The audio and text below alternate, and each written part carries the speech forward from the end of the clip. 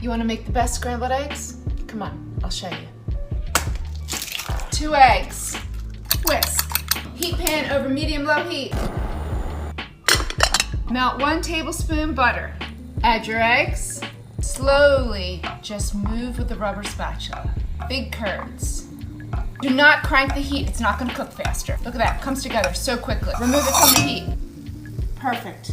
Just when they're a tiny bit wet, they're still gonna carry over cook on the plate.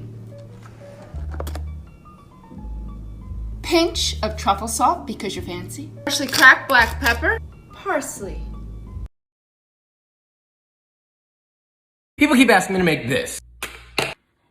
Ew. I can do that. Baking sheet parchment. Half pound of hazelnut. Oven.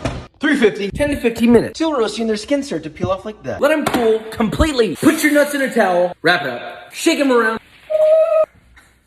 To remove skins. Sub food processor. Nuts. Process. Till it starts to liquefy. 1 cup powdered sugar. 5 tablespoons of cocoa powder. Pinch of salt. And again. 2 tablespoons of oil. 2 ounces of milk chocolate. Finely chopped. In. Last time. Till smooth. Push that into a vessel. Woo-wee. What is this? Is that Nutella? You're goddamn right it is. I gotta tell you guys a secret. Did you know that if you hit the share button and you just hit copy link and you don't have to like put the link anywhere, it'll boost the analytics for someone's posts and then they will be all over the For You page? There's no way home, and I have no mercy. There's no way up, so I'm going down. Still I keep on living, so you pull me closer. When I Let's find out. Set. Ready?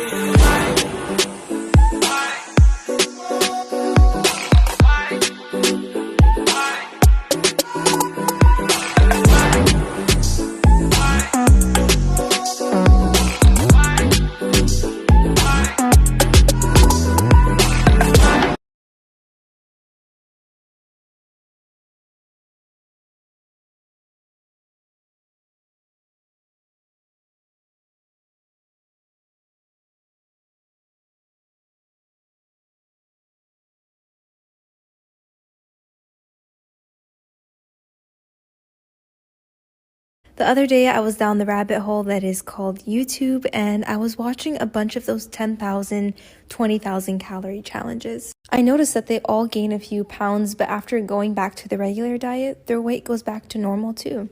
So it's holiday season, which means it's also eating good season. It only comes around once a year, so we have to enjoy it. So come over to Food TikTok and let's cook and bake all these dishes together that we deserve.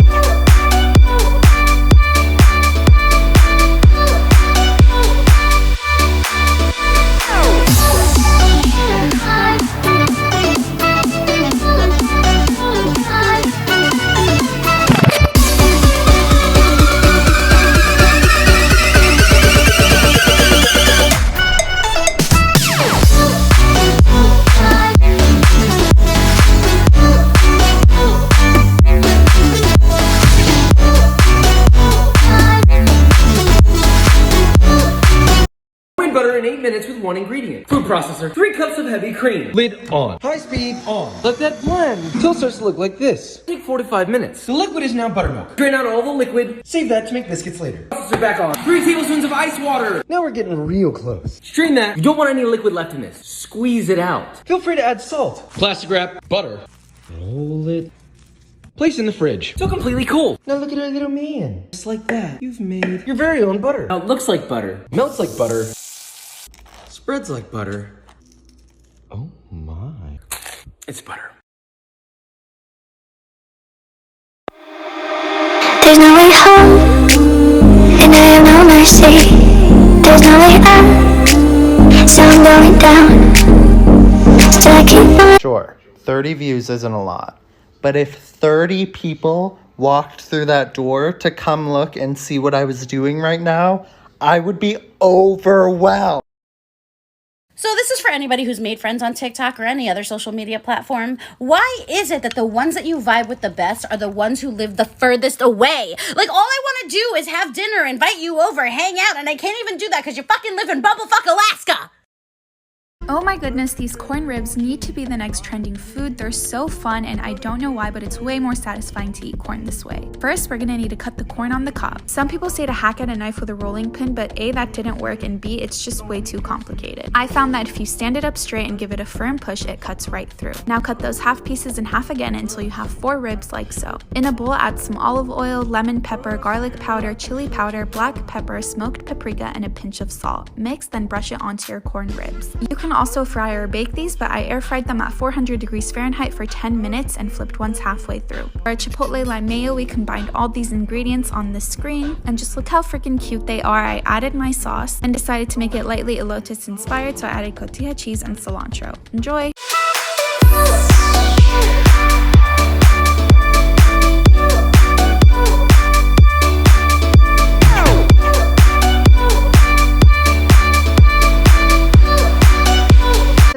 Really craving a seafood boil, but I just wanted something quick, so instead I made my Cajun shrimp bake. For the spices, we're going to mix these together, then drizzle some olive oil in a cast iron or baking dish and add potatoes and some of the spice mix. Bake for about 20 minutes, then add in some corn and bake for 5 more minutes. Meanwhile, add some of the spice mix and crushed garlic to the shrimp and then add it in, along with half a stick of diced unsalted butter, then bake it all together for 10 more minutes. Once it's ready, give it a squeeze of lemon juice and top with chopped parsley, and that is all. Enjoy! Alright, let's see if this baked feta pasta that's trending all over the internet is worth the hype. Go in with a generous amount of olive oil in a baking dish and add cherry tomatoes, and I added sliced garlic, salt and pepper, then mix and place a block of feta in the center with crushed red pepper on top and an extra drizzle of olive oil. Bake until softened, but the key is to broil at the end for 10 minutes because that char is so necessary. Then add fresh basil, mix it all together, add some cooked pasta, and that is all. I can't believe how easy it was, and guys, it's super good. Today we're making cross,